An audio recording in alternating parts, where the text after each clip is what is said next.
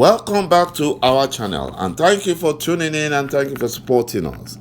But if you're new to this channel and you haven't subscribed yet, please encourage us by doing so that we can bring you the latest news as they happen. And together we can support our great leader, ŁIŁ Nnamdi Kanu, IPOB, and Eastern Security Network to make our Biafran dream a reality and put the Fulani Janjaweed to shame. He said. Justice Binta Nyako of the Federal High Court Abuja, the presiding judge over ŁIŁ Nnamdi Kanu's trial, has threatened the Fulani terrorist bandit Nigerian Minister of Justice Abubakar Malami that she is no longer interested in ŁIŁ Nnamdi Kanu's case because the Fulani Nigerian government have refused to honor their own part of the deal, which is to quash and to stop the corruption charges leveled against her husband and her son by the Fulani Nigerian government using the EFCC. As promised, for helping the Fulani Nigerian government to keep ŁIŁ Nnamdi Kanu in criminal DSS detention and for the adjournments of ŁIŁ Nnamdi Kanu's trial in her court. She has fulfilled her own part of the bargain, but the Fulani Nigerian government are using her husband and her son to blackmail her.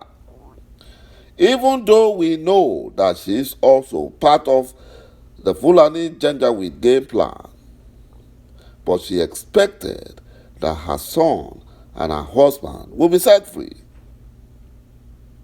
Justice Binta Nyako is also afraid since Chief Mike Ezekwueme joined ŁIŁ Nnamdi Kanu's legal team. She's afraid of being disgraced and put to shame. She's afraid. The trial at her court has taken a new turn. Not business as usual.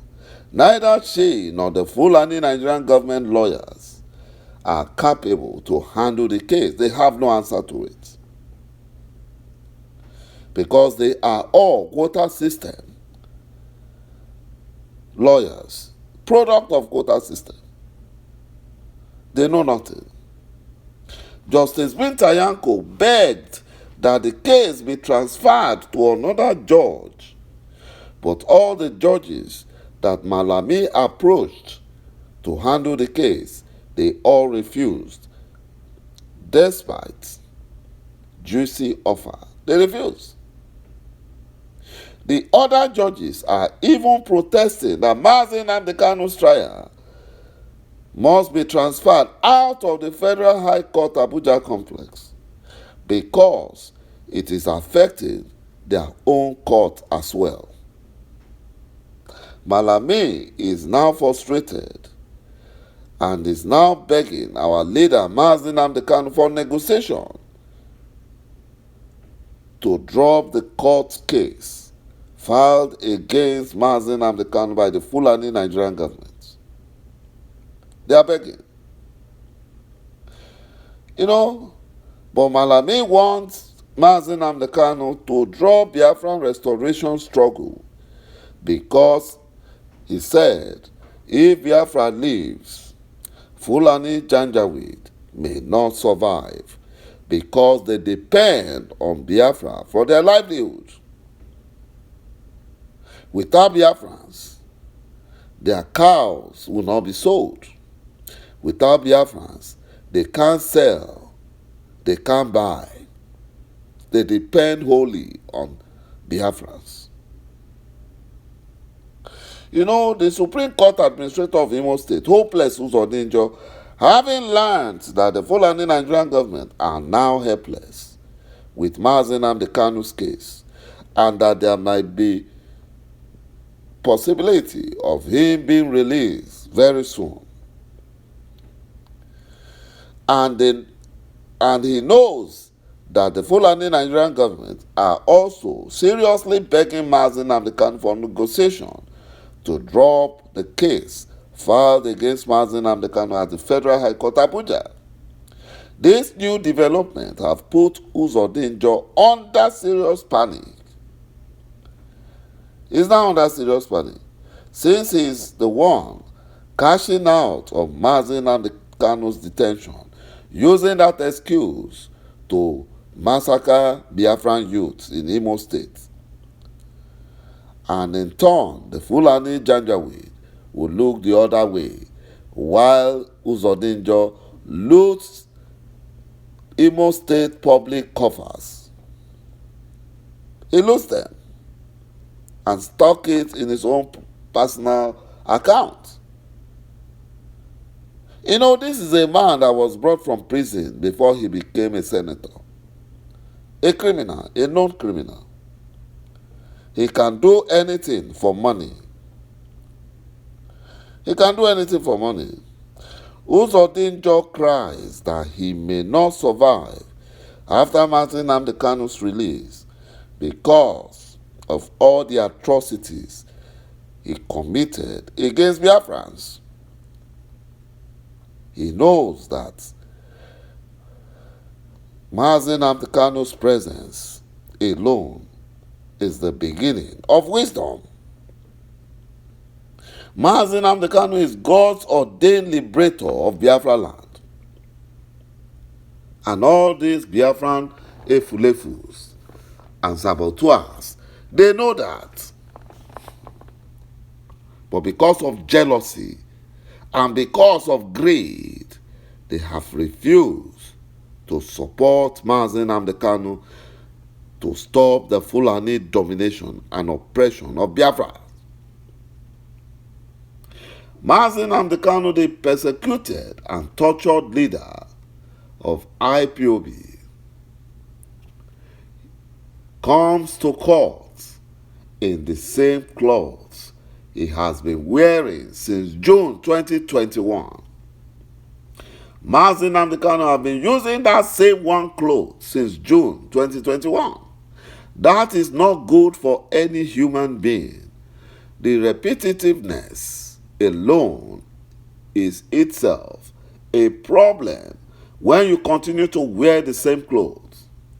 To continue to wear the same clothes is not good for his psyche, for his psychology, for his mental health, for his physical health, and for his spiritual health. The Fulani Janjaweed, they want to, their evil plan is just to break him down. They tried, but they are failing. And it is frustrating the Fulani Nigerian government. Nnamdi Kanu's lead lawyer, Chief Mike Ezekome, quoting Bible passages, invoking the name of Pharaoh in the persecution of Israelites, Ezekome said the finger of God is on Nnamdi Kanu's matter.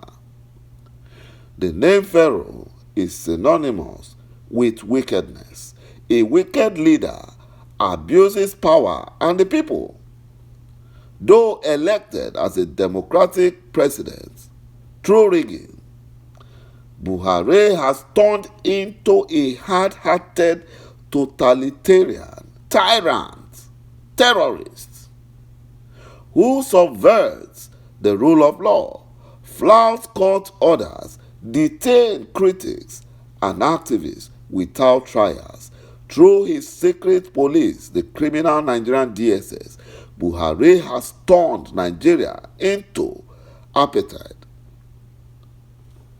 A wicked leader will lie to get what he wants. A wicked leader cares more about himself than his people. Buhari lies deliriously with his signature sick smile. Sometimes he smiles. That is sick smile. That's wickedness.